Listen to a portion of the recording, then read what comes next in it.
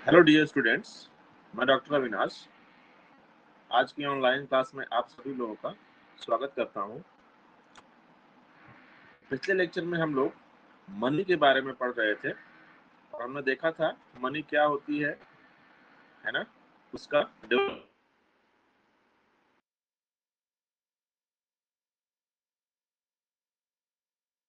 Money से निर्धारित करने वाले कौन कौन से कारक होते हैं।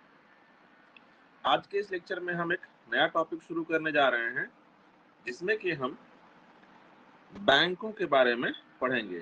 ठीक है, तो आज के इस लेक्चर का जो टॉपिक है वो है बैंकिंग और इसके अंतर्गत हम समझेंगे कि बैंक क्या होते हैं।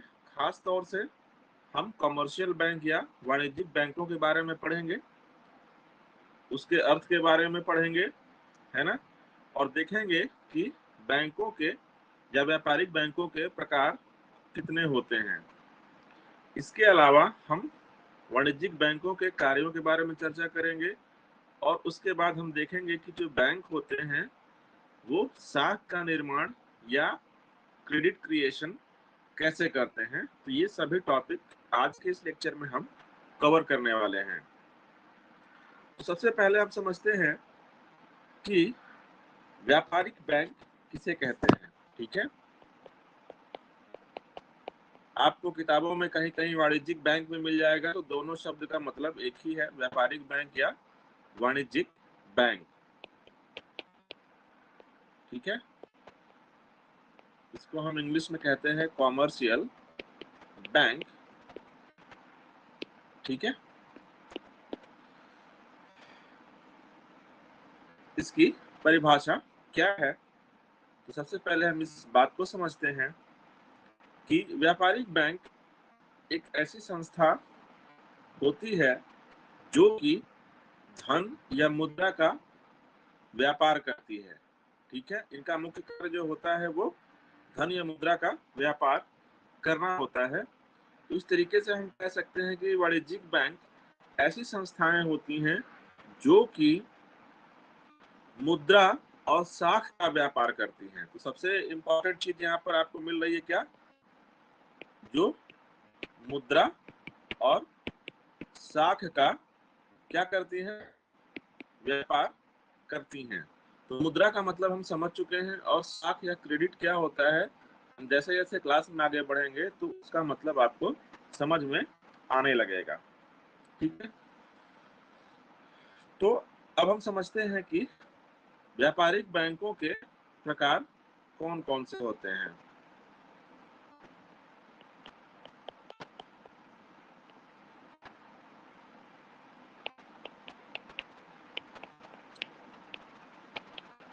व्यापारिक बैंकों के प्रकार या टाइप्स ऑफ कॉमर्शियल बैंक। तो भारत में व्यापारिक बैंकों को दो भागों में बांटा जाता है। पहला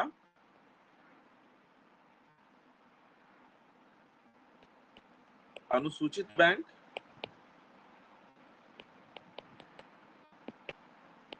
और दूसरा गैर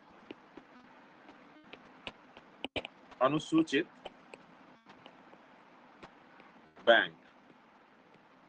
ठीक है, सबसे पहले हम समझते हैं कि अनुसूचित बैंक क्या होते हैं।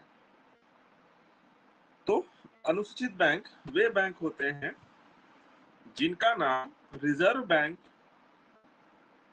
के आरबीआई जो एक्ट है उस आरबीआई एक्ट की द्वितीय अनुसूची में शामिल होता है। ठीक है, तो आप जानते हैं कि जब आरबीआई की स्थापना हुई थी तो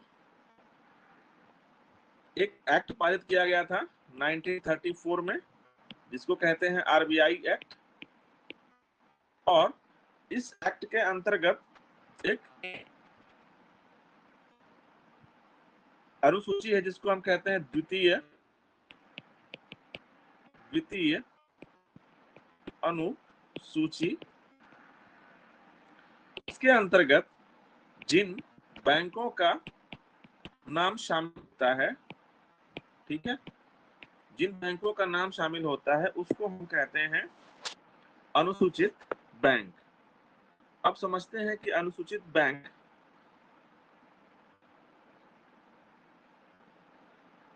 का दर्जा किसी भी वित्तीय संस्था को कब प्राप्त होता है। तो इस एक्ट में उसके लिए कुछ शर्तें दी गई हैं, ठीक है।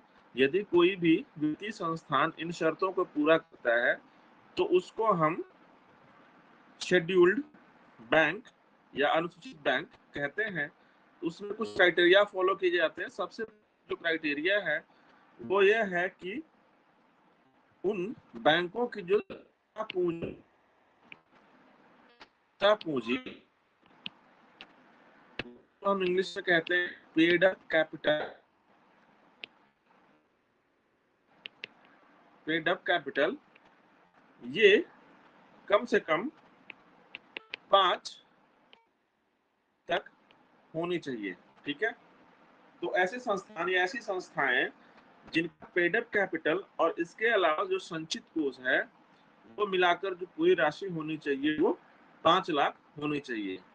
अब आपके दिमाग में ये प्रश्न उठ रहा होगा कि पेड अप कैपिटल क्या है, ठीक है, या चुकता पूंजी क्या है। तो पेड अप कैपिटल का अर्थ ये होता है कि जब कोई बैंक है वो अपने शेयर्स की जब बिक्री करता है, ठीक है, जब वो अपने शेयर्स की बिक्री करता है तो उस बिक्री के फल वही जो अमाउंट है उसको हम कहते हैं पेड अप कैपिटल। तो इस तरीके से पहला और सबसे प्रमुख क्राइटेरिया यही है कि द्वितीय अनुसूची में नाम शामिल होने की प्राथमिक शर्त है कि उनकी जो पेड अप कैपिटल और संचित कोष वो कम से कम 5 लाख रुपए होनी चाहिए। दूसरा सबसे प्रमुख क्राइटेरिया है कि जो भी बैंक है उन सभी बैंकों को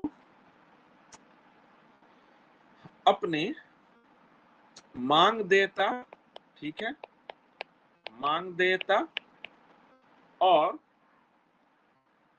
काल देयता, इनको हम, ये शायद आपको थोड़ा सा टफ लगे, तो काल देयता को हम कहते हैं टाइम लाइबिलिटीज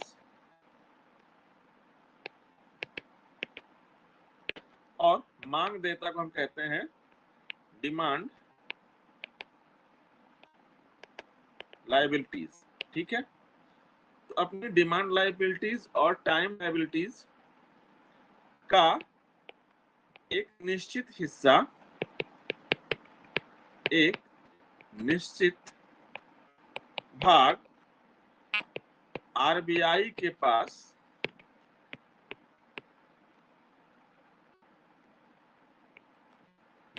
कोष में, नकद कोष के रूप में रखना पड़ता है, ठीक है। जो बैंक की डिमांड लाइबिलिटीज हैं और टाइम लाइबिलिटीज हैं उन सभी का एक निश्चित हिस्सा जो भी बैंक आरबीआई के पास नकद कोष के रूप में रखते हैं उसको हम आरबीआई एक्ट के, जो कि 1934 में बना था, उसके सेकेंड शेड्यूल में शामिल करते हैं और इन बैंकों को अनुसूचित बैंक या शेड्यूल्ड बैंक कहा जाता है। इसके अलावा भी कुछ शर्तें होती हैं, जैसे कि जो बैंक होते हैं, जो शेड्यूल्ड बैंक होते हैं, उनको प्रति सप्ताह अपना स्थिति विवरण, है ना, स्थिति विवरण आरबीआई के पास पड़ता है, ठीक है। और जो भी बैंक अनुसूचित बैंक की श्रेणी में शामिल हो जाते हैं उन सभी के ऊपर आरबीआई का प्रत्यक्ष नियंत्रण हो जाता है, ठीक है। उनके ऊपर क्या होता है, आरबीआई का प्रत्यक्ष नियंत्रण हो जाता है। और इसके अलावा आरबीआई की तरफ से उन्हें कुछ विशेष सुविधाएं भी प्राप्त हो जाती हैं। इन विशेष सुविधाओं में जैसे कि बिलों को पुनः भुनाना, प्रत्यक्ष रूप से ऋण देना, धन स्थानांतरण की सुविधा प्रदान करना, ठीक है, समाशोधन गृह की सुविधा प्रदान करना, इत्यादि चीजें उनको सुविधाओं के रूप में मिलती हैं। ये आपका हो गया शेड्यूल्ड बैंक हम किसे कहते हैं। अब समझते हैं कि जो दूसरा हमारा पार्ट था, गैर अनुसूचित बैंक क्या है।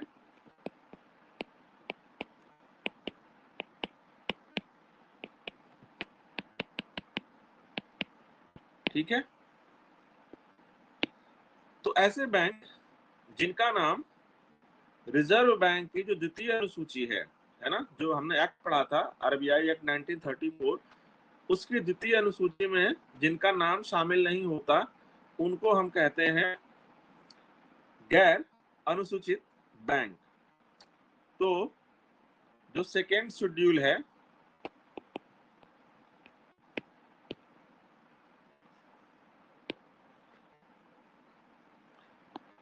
उसमें जिन बैंकों का नाम शामिल नहीं होगा उनको हम क्या कहते हैं, गैर। यह आवश्यक होता है कि इनकी भी जो पेड अप कैपिटल है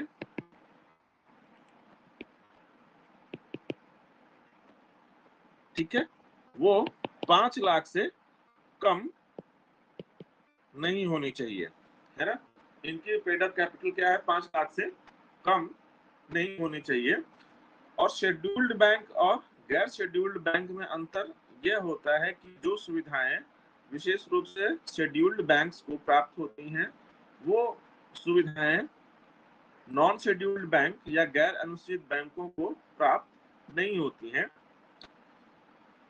और एक बैंकिंग एक्ट आया था, बैंकिंग एक्ट 1949। इस एक्ट के अंतर्गत अब जो है जो नॉन शेड्यूल्ड बैंक हैं उसको हम एनएसबी लिख दे रहे हैं, जो नॉन शेड्यूल्ड,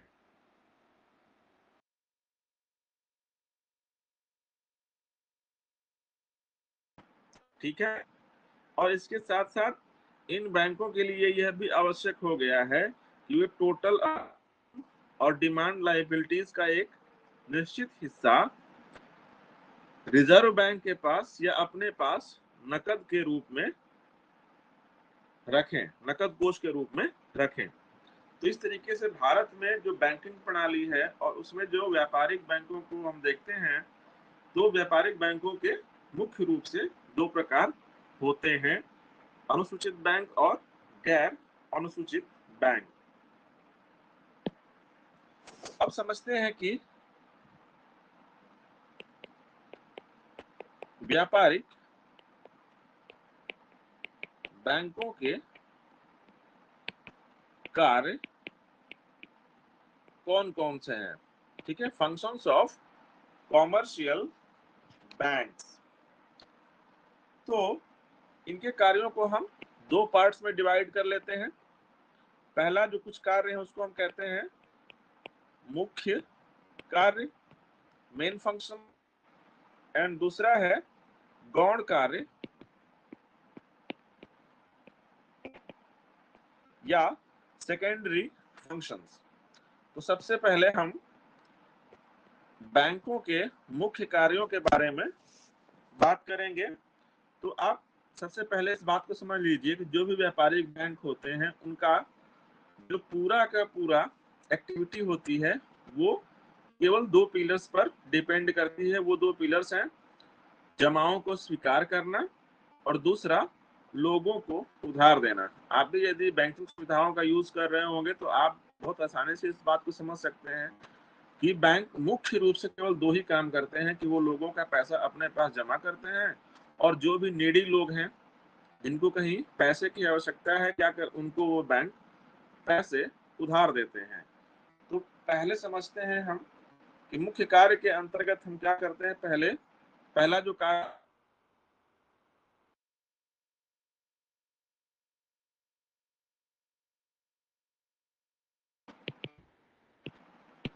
स्वीकार करना। अब इसमें हम देखते हैं कि जो बैंक होते हैं वो किस प्रकार की जमाएं स्वीकार करते हैं। तो सब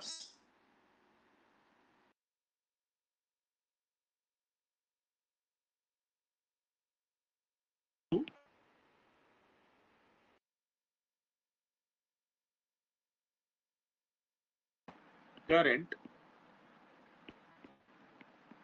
डिपॉजिट, तो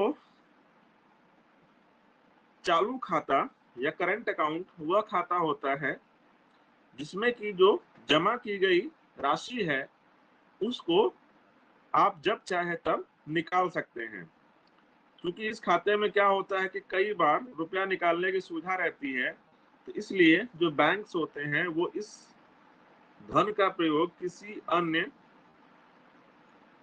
लाभदायी कार्यों में उपयोग नहीं कर पाते। इसलिए ऐसी जमाओं पर जो बैंक होते हैं वो जमाकर्ताओं को ब्याज नहीं देते हैं, या तो बिल्कुल मामूली सा ब्याज देंगे या बिल्कुल ब्याज नहीं देंगे।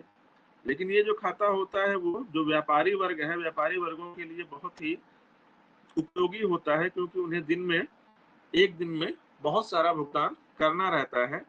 तो ऐसे निक्षेप को हम कहते हैं करेंट डिपॉजिट।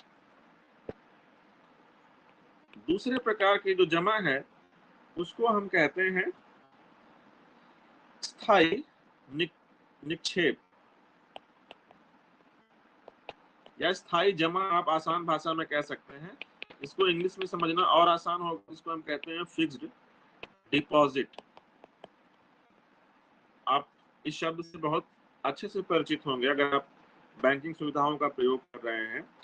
तो फिक्स्ड डिपॉजिट का मतलब यह है कि एक जमाकर्ता एक निश्चित अवधि, जो कि 3 महीने से 5 वर्ष तक हो सकती है, इस अवधि के लिए वो बैंक में पैसा जमा कर देता है। मतलब इस अवधि के बीच में वो पैसे को निकाल नहीं सकता, या अगर वो निकालता भी है तो उसको किसी भी प्रकार का कोई ब्याज के रूप में लाभ प्राप्त नहीं होता है।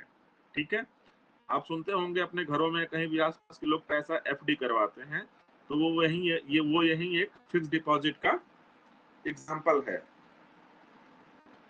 इसमें जब पैसा जमा किया जाता है तो ऐसे डिपॉजिट्स पर होते हैं कर्ताओं को ऊंचा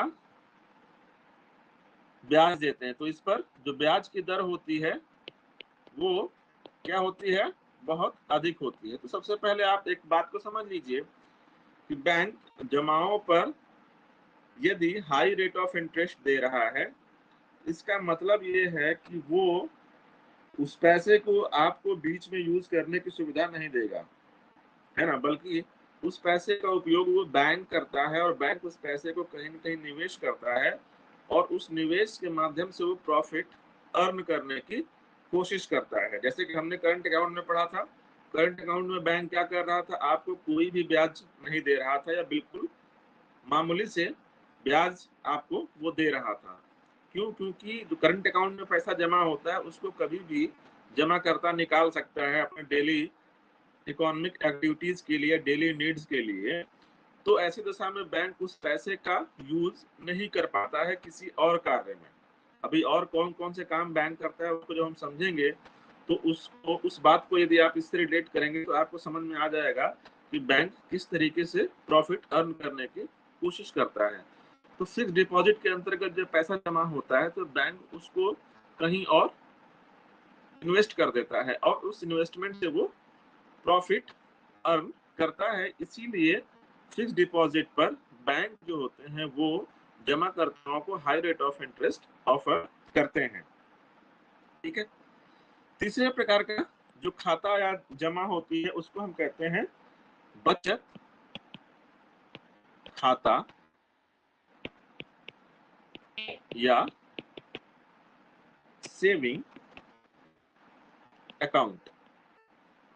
आप लोगों ने अपने स्कॉलरशिप के लिए जो खाता बैंक में खुलवाया होगा, उस वो खाता जो है वो सेविंग अकाउंट होगा। तो सेविंग अकाउंट एक ऐसा अकाउंट होता है जो कि मध्यम और निम्न आय वर्ग के लोगों के लिए या वर्ग के लोगों द्वारा खोला जाता है। इसमें लोग अपनी छोटी छोटी वस्तुओं को फ्यूचर के लिए क्या करते हैं, जमा करते हैं। लेकिन इस खाते पर जमाकर्ता के लिए कुछ रिस्ट्रिक्शंस होती हैं, जैसे वो एक सप्ताह में 1 या 2 बार ही पैसे को निकाल सकते हैं। और इस पर बैंक क्या करता है, चेक की भी सुविधा जमाकर्ताओं को देता है। ठीक है, तो ये उसका हो गया सबसे प्रमुख काम, जो कि जमा को स्वीकार करना है। दूसरा इसका प्रमुख कार्य, जैसा हम लोगों ने डिस्कस किया था, वो होता है लोगों को ऋण प्रदान करना। ठीक है, मैंने बताया था कि प्राथमिक कार्य इसके मुख्य रूप से 2 ही होते हैं, जमाएं स्वीकार करना और ऋण प्रदान करना। तो ऋण प्रदान करना ये बैंक की एक ऐसी गतिविधि है या उसका एक ऐसा कार्य है जिसके माध्यम से ही उसकी जो प्रॉफिटेबिलिटी है वो निर्धारित होती है। देखिए, जितने भी कमर्शियल बैंक्स होते हैं वो क्या करते हैं, प्रॉफिट अर्न करने के लिए ही मार्केट में या इकोनॉमी में वर्क करते हैं। उनका प्रॉफिट किस तरीके से होता है, यदि इसको हम समझ लें तो हमको इनके दोनों कार्य याद करने में आसानी होगी। जब भी बैंक लोगों का पैसा अपने पास जमा करता है तो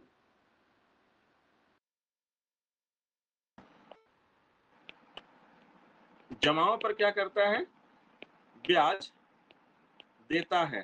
ठीक है, और जब वो लोगों को पैसा उधार देता है तो क्या करता है, ब्याज वसूलता है। ठीक है, तो जमाओं पर जो वो ब्याज देता है वो ब्याज दर ऋणों पर जो ब्याज वसूलता है।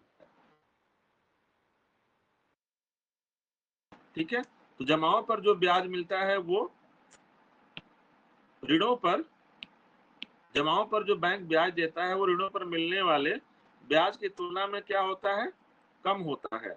और ऋणों पर जो ब्याज वसूलता है वो क्या होता है, वो हाई होता है। और इन दोनों का अंतर ही बैंक का प्रॉफिट होता है। इस तरीके से जमाओं पर कम ब्याज दे करके और ऋणों पर अधिक ब्याज वसूल करके बैंक क्या करते हैं,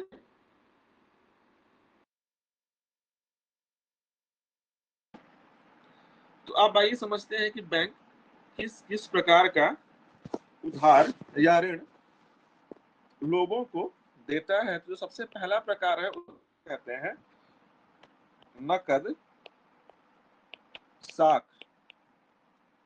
या कैश क्रेडिट। तो इसके अंतर्गत ऋणी को, जो बैंक है वो ऋणी को एक निश्चित जमानत के आधार पर एक निश्चित राशि निकालने का, है ना, अधिकार दे देता है। तो ठीक है, इसमें सबसे जो पहली बात है वो निश्चित जमानत के आधार पर एक निश्चित राशि निकालने का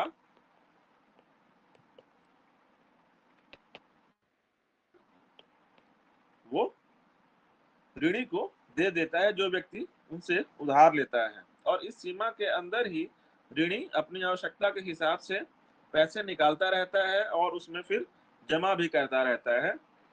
लेकिन सबसे प्रमुख जो इस लोन की विशेषता होती है कि बैंक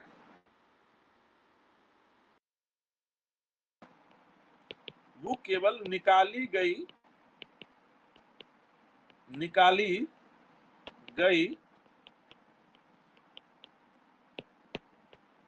राशि पर ही वसूलता है। ठीक है, पैसे उसने अगर किसी को नकद कैश के रूप में दे दिया, नकद कैश क्रेडिट के रूप में दे दिया, तो जब वो पैसा कोई निकाल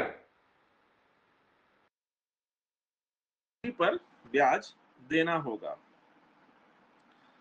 दूसरा जो लोन का प्रकार है उसको हम कहते हैं अधिविकर्ष या ओवरड्राफ्ट। अधिविकर्ष या ओवरड्राफ्ट। तो ये जो सुविधा होती है ना, इसका पहले अर्थ समझ लेते हैं, फिर समझेंगे किसको ये सुविधा प्रदान की जाती है। तो इसके अंतर्गत क्या करता है कि जो ग्राहक होता है या जो ऋणी है ना, तो वो क्या करता है कि उसके पास जितना पैसा बैंक में जमा होता है उससे अधिक पैसा निकालने की वो बैंक से अनुमति ले लेता है। ठीक है। और अधिविकर्ष की सुविधा केवल और केवल चालू खाते कहते हैं, करंट अकाउंट पर ही मिलता है। तो चालू खाते का जो ग्राहक है वो ग्राहक क्या करता है, एक समझौते के आधार पर जमा उसके खाते में जितना पैसा है उससे अधिक राशि निकालने का अधिकार ले लेता है। तो ये जो सुविधा है केवल अल्पकाल के लिए और जो बहुत ही विश्वसनीय ग्राहक हैं केवल उनको प्राप्त होती है। अब मान लीजिए कोई व्यक्ति ए है, इसके खाते में अकाउंट में 20,000 रुपए हैं। ठीक है। लेकिन जो बैंक है, ठीक है, बैंक इस व्यक्ति को 22,000 रुपए निकालने की अनुमति प्रदान कर देगा। ठीक है। तो ऐसी दशा में ये जो 2,000 है, जो एक्स्ट्रा 2,000 निकाल पा रहा है, इसी को हम कह देते हैं ओवर ड्राफ्ट, है ना। जो एक्स्ट्रा 2,000, क्योंकि उसकी जो वास्तविक जमा है वो केवल निकाल सकता है, तो 2,000 रुपए जो होगा वो उसको हम ओवरड्राफ्ट कहते हैं। तो कुछ बातें आप कैश क्रेडिट और ओवरड्राफ्ट के मध्य अंतर क्या है उसको यदि ध्यान से देखें तो सबसे पहला मौलिक अंतर कैश क्रेडिट और ओवरड्राफ्ट में है कि जो ओवरड्राफ्ट है वो केवल चालू खाते पर केवल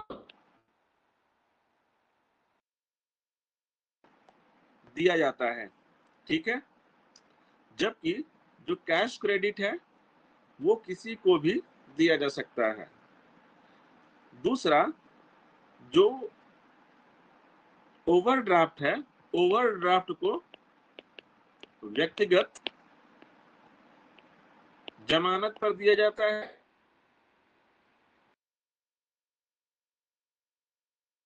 या नकद साख जो होती है उसको पूरी जमानत रखने पर ही बैंकों के द्वारा दिया जाता है। ठीक है। इस तरीके से बैंक क्या करता है, नकद साख और ओवरड्राफ्ट के रूप में लोगों को ऋण प्रदान करता है। ठीक है। इसके अलावा जिसका तीसरा प्रकार है वो लोगों को ऋण या अग्रिम प्रदान करना। ठीक है। Loans, advances. तो यहाँ पर बैंक क्या करता है कि जिस किसी व्यक्ति को भी पैसे की आवश्यकता होती है तो बैंक उसको एक निश्चित ब्याज दर पर क्या करता है, लोन देता है। और सबसे प्रमुख बात यहाँ पर ध्यान देने की है कि जब भी बैंक किसी को लोन देता है तो लोन उसके हाथ में कैश के रूप में नहीं देता, बल्कि उस व्यक्ति के नाम से अकाउंट देता है और उस अकाउंट में वो जो लोन अमाउंट है, ठीक है, लोन अमाउंट है उसको देता है, डिपॉजिट देता है। उस लोन अमाउंट को डिपॉजिट कर देता है और व्यक्ति को अधिकार देता है कि वो जब चाहे तब इस पैसे को निकाल सकता है। लेकिन जैसे ही लोन पास होता है, जैसे ही लोन की राशि उसके खाते में पहुंचती है, तभी से बैंक क्या करता है, उस व्यक्ति से उस ऋण पर ब्याज वसूलना प्रारंभ कर देता है। ठीक है। इसके अलावा बैंक एक और कार्य करता है जिसको कि हम कहते हैं सरकारी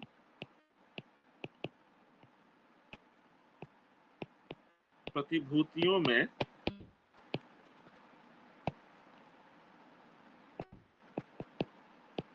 विनियोग।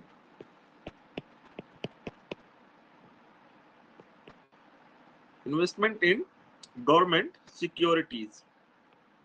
तो हमने बताया जो कॉमर्शियल बैंक्स होते हैं वो प्रॉफिट अर्न करने वाली संस्थाएं होती हैं, और अपने प्रॉफिट को बढ़ाने के लिए जो बैंक्स होते हैं वो क्या करते हैं, गवर्नमेंट सिक्योरिटीज को या सरकारी प्रतिभूतियों को खरीदना शुरू कर देते हैं, क्योंकि उनके लिए बहुत ही सुरक्षित तरीका है अपने प्रॉफिट को बढ़ाने का। ठीक है। पांचवा जो सबसे प्रमुख कार्य है, निर्माण। इसको हम कहते हैं क्रेडिट क्रिएशन।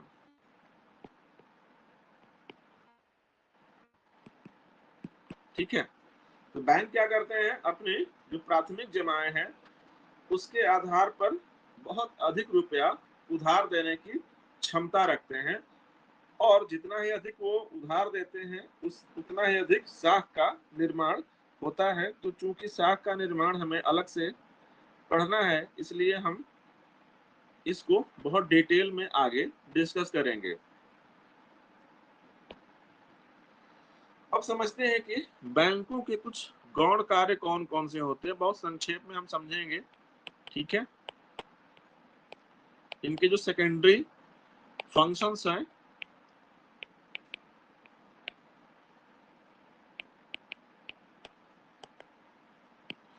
उसको जरा हम समझ लें। तो क्या करता है बैंक, बैंक जो होता है वो एजेंसी संबंधी सेवाएं प्रदान करता है। ठीक है।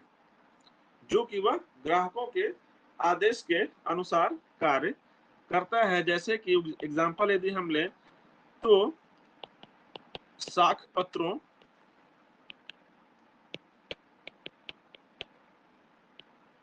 के भुगतान का वो संग्रह करता है। ठीक है। ग्राहकों की ओर से क्या करता है, भुगतान करने की सुविधा देता है। ग्राहक जो भी पेमेंट करने के लिए आदेश देते हैं बैंक को किसी भी चीज के लिए, तो बैंक क्या करता है, उसके लिए पेमेंट करता है। तो ग्राहकों की ओर से भुगतान की भी सुविधा देता है। ठीक है।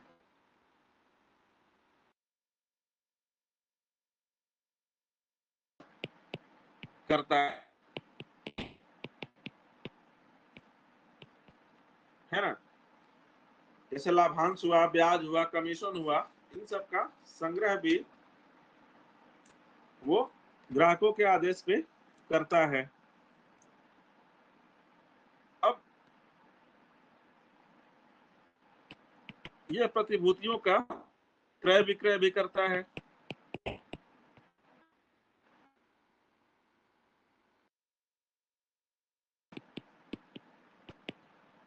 ना। प्रतिभूति क्रय विक्रय भी करता है। तो अपने ग्राहकों के आदेश पर क्या करता है, ग्राहकों के लिए प्रतिभूतियां जो होती हैं उनका क्रय विक्रय करता है। स्थानांतरण है ना, एक स्थान से दूसरे स्थान पर पैसे को भेजने के लिए क्या करता है, ये लोगों की मदद करता है ना। जैसे कि एक और बहुत महत्वपूर्ण कार्य है इसका कि बहुमूल्य धातुओं की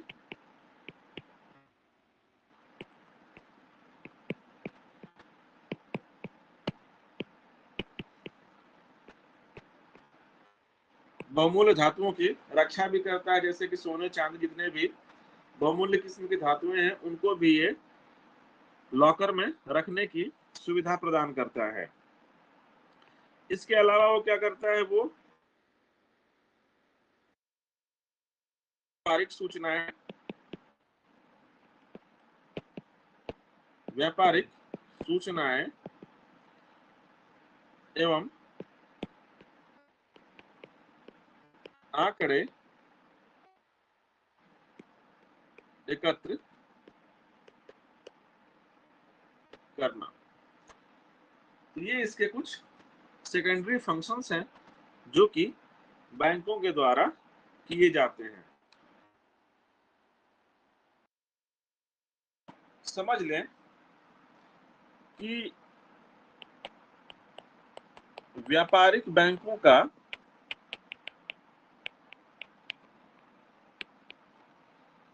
आर्थिक विकास में योगदान क्या है।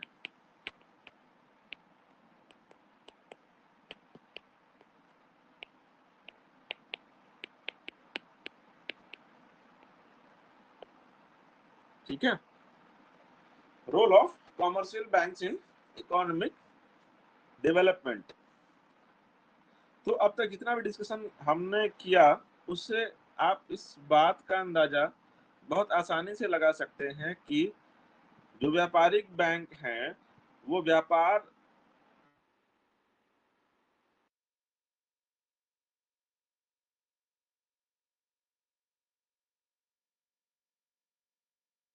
गतिविधियां फल फूल नहीं सकती हैं, और ये क्या करते हैं, इकोनॉमिक एक्टिविटीज को बढ़ावा देते हैं, जिससे कि अर्थव्यवस्था में निवेश, रोजगार, आय, है ना, इन सब में वृद्धि होती है। इसके साथ साथ जो गरीबी है, भूखमरी है, अशिक्षा है, इन सब चीजों में भी कमी आती है। तो हम एक एक करके इन बातों को समझेंगे कि बैंकिंग का या व्यापारिक बैंकों का आर्थिक विकास में क्या रोल है। जो सबसे पहला इनका महत्व है, जो योगदान है, वो है पूंजी की उत्पादकता में वृद्धि।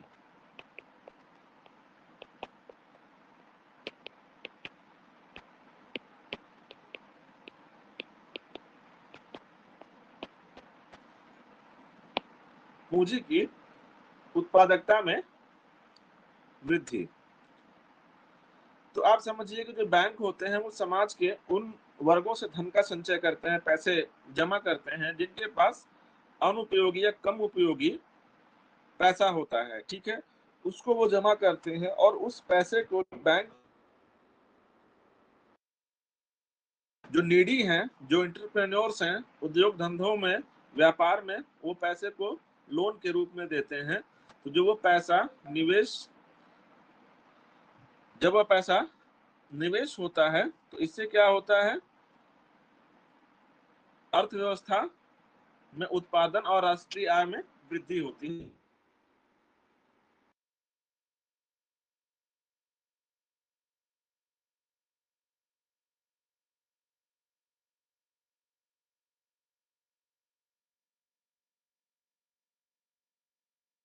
लोग हैं, जो जनता है, वो है, उनके पास कुछ पैसे होते हैं, वो क्या करते हैं, इसको बैंकों में जमा।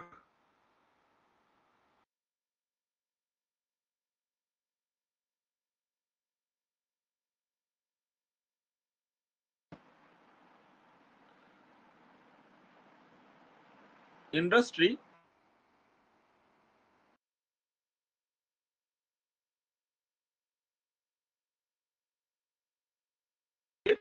कड़ी का काम करते हैं, जो लोगों की अनयूज्ड सेविंग्स को अपनी ओर आकर्षित करते हैं और उसी सेविंग्स को वो चैनलाइज कर देते हैं उद्योग धंधों और व्यापार के क्षेत्र में, जिससे कि क्या हो सके, उत्पादन, रोजगार, राष्ट्रीय आय में वृद्धि हो सके। दूसरा इनका जो योगदान है आर्थिक विकास में, वो है मुद्रा के हस्तांतरण में सुविधा। मुद्रा के हस्त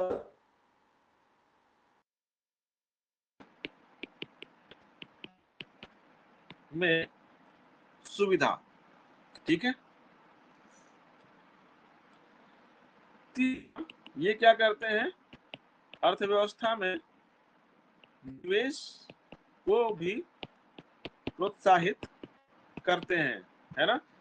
यदि किसी व्यक्ति को कोई फर्म या कोई इंडस्ट्री शुरू करनी है और उसके पास पैसा नहीं है, तो वो क्या कर सकता है, बैंकों से लोन ले सकता है और लोन लेकर के कोई भी फर्म स्टैब्लिश कर सकता है।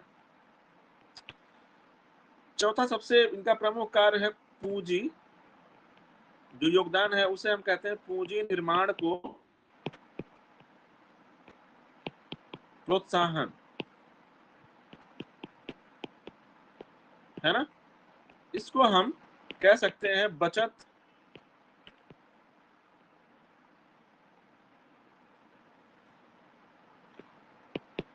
को प्रोत्साहन।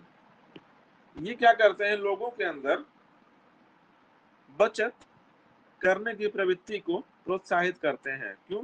क्योंकि जब भी हम पैसा बैंक में जमा करते हैं तो उस जमा पर हमको कुछ न कुछ ब्याज प्राप्त होता है। इसके अलावा पैसा बैंकों में सुरक्षित भी रहता है। ठीक है, तो हम क्या करते हैं, और अधिक यदि हमको कोई ऐसी स्कीम या ऐसा कोई ऑफर मिल रहा है जिस पर कि हाई रेट ऑफ इंटरेस्ट मिल रहा हो, तो हम क्या करते हैं, अपना जो अनयूज्ड पैसा है, जो कि जरूरत के बाद हमारे पास पैसा बचता है, उस पैसे को हम बैंक में जमा कर देते हैं, ताकि उस अनयूज्ड पैसे पर हमें कुछ न कुछ आय प्राप्त होती रहे। तो इससे क्या होता है, लोगों के अंदर बचत करने की जो प्रवृत्ति है उसमें वृद्धि होती है। जो बैंकिंग प्रणाली है वो क्या करती है कि अर्थव्यवस्था के विभिन्न क्षेत्रों में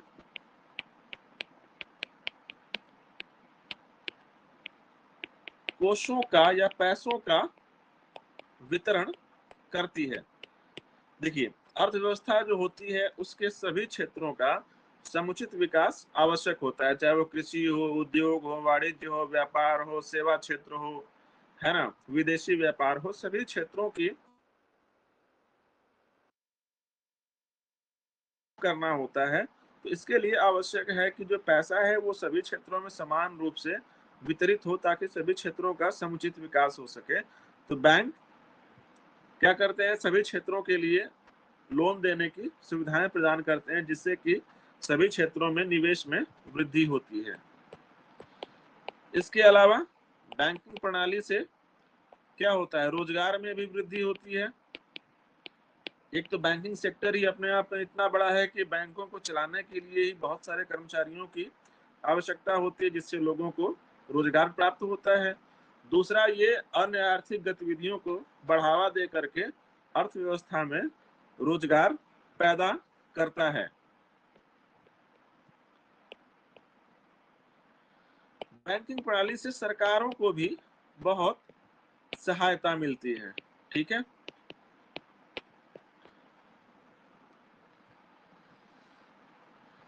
तो जो भी सरकारी ऋण होते हैं, है ना, सरकारों को भी जब पैसे की आवश्यकता होती है तो वो क्या करते हैं, बैंकों से ऋण ले सकते हैं। इसके अलावा ये क्या करता है, विदेशी विदेशी व्यापार को प्रोत्साहित करता है। विदेशी व्यापार को प्रोत्साहित करता है और साथ साथ आर्थिक जीवन में